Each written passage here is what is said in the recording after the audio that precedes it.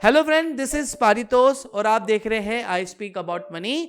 आज का सवाल है कि पारितोष, मान लीजिए कि मेरे इन्वेस्टमेंट चल रहे हैं म्यूचुअल फंड्स के और इन केस मेरे को कुछ हो जाता है तो ये पैसा मेरे जॉइंट होल्डर्स को या नॉमिनी को किस तरीके से ट्रांसफर होगा, इसका प्रोसीजर क्या है। तो मेरे एक्सपीरियंस में मैंने ऐसे बहुत सारे केसेस देखे हैं when I was the wealth manager. तो मैं अपने एक्सपीरियंस से आपको बता रहा हूँ कि आपको ऐसी सिचुएशन को टैकल कैसे करना है। इसीलिए मैं बोलता हूँ कि आपके इन्वेस्टमेंट्स पे आपके नॉमिनी डेफिनेटली रजिस्टर्ड होने चाहिए। 3 केसेस हो सकते हैं यहाँ पे कि आपके इन्वेस्टमेंट्स में, यानी कि आपका म्यूचुअल फंड का जो फोलियो है उसमें आपका जॉइंट होल्डर है। दूसरा केस हो सकता है इसमें नॉमिनी रजिस्टर्ड, और तीसरा मान लीजिए कुछ भी रजिस्टर्ड नहीं है, सिर्फ आपने प्राइमरी होल्डर हो, ना नॉमिनी रजिस्टर्ड है ना जॉइंट होल्डर रजिस्टर्ड है।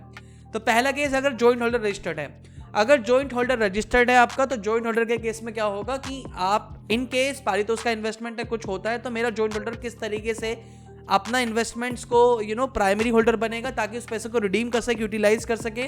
तो उस केस में आपको एक ट्रांसमिशन का फॉर्म लगता है जॉइंट होल्डर को। वो ट्रांसमिशन का फॉर्म प्लस केवाईसी का फॉर्म, मतलब जॉइंट होल्डर की केवाईसी पूरी होनी चाहिए, पैन कार्ड चाहिए होगा, कैंसिल चेक चाहिए होगा, plus death certificate for the primary holder.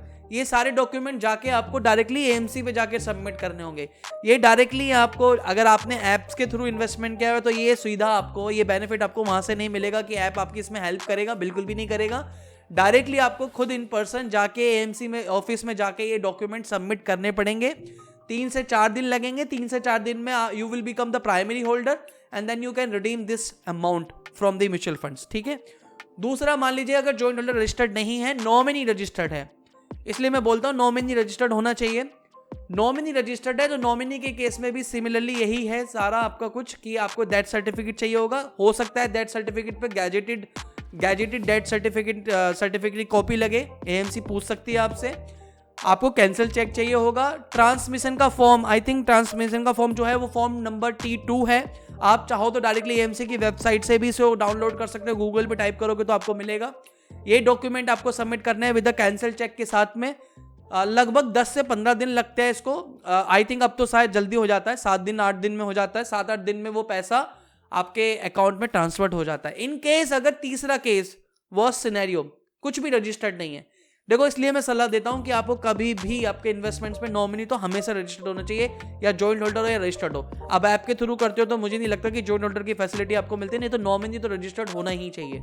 तीसरा केस है जो तीसरा केस भी मैंने बहुत बार देखा है कि कुछ भी रजिस्टर्ड नहीं है। इस केस में सबसे बड़ी दिक्कत होती है। इस केस में एएमसी आपसे लीगल हायर्स के सर्टिफिकेट्स मांग सकती है कि भाई ये पैसा, मान लीजिए 3-4 जने हैं तो 3-4 जनों में किसके नाम पे ट्रांसफर होना है। तो या तो वो आपसे एएमसी पूछे कि विल ड्राफ्ट लाओ, या पूछे कि लीगल हायर सर्टिफिकेट लाओ, एडवोकेट कोर्ट से लीगल हायर सर्टिफिकेट लाओ, या एडवोकेट या कुछ एक लीगल डॉक्यूमेंट्स मांगेगी ताकि वो पैसा आप ही के नाम पे रजिस्टर करना है, आपके नाम पे ही ट्रांसफर करना है।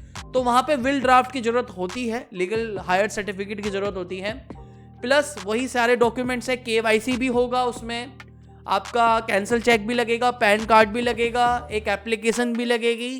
लेकिन सबसे बड़ी दिक्कत क्योंकि देखो नॉर्मली अगर आप, काफी लोग विल्स नहीं बनवाते और विल्स होती नहीं है, और वहां पे एएमसी डायरेक्टली मांगती है कि हमें विल्स सर्टिफिकेट चाहिए होगा कि ये पैसा आप ही के नाम पे ट्रांसफर करना है, किसी तीसरे को नहीं करना है। तो या लीगल हायर्स, या फिर वो कई बार ऐसा कहते हैं कि कोर्ट से एक आप स्टैम्प एफिडेविट बनवाओ। तो इनमें काफी टाइम लग सकता है, इनमें 1 महीना 2 महीना भी लग सकता है। तो ये तीसरा केस है। इसीलिए मैं बोलता हूं कि अगर आपके कोई भी इन्वेस्टमेंट्स हो ना, आप इंश्योर कीजिए कि उसमें नॉमिनी रजिस्टर्ड हो। अदरवाइज नॉमिनी को बहुत बाद में जाके दिक्कत हो सकती है अगर नॉमिनी रजिस्टर्ड नहीं है, अगर किसी को उस पैसे पे क्लेम करना है।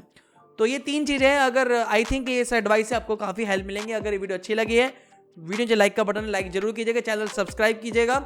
और अगर आपके भी मन में कोई सवाल हो, पूछना चाहते हो फाइनेंस से लेके पर्सनल फाइनेंस से रिलेटेड, नीचे कमेंट करके पूछ सकते हो। हम मिलते हैं फिर नई वीडियो में, तब तक के लिए धन्यवाद। वंदे मातरम, जय हिंद।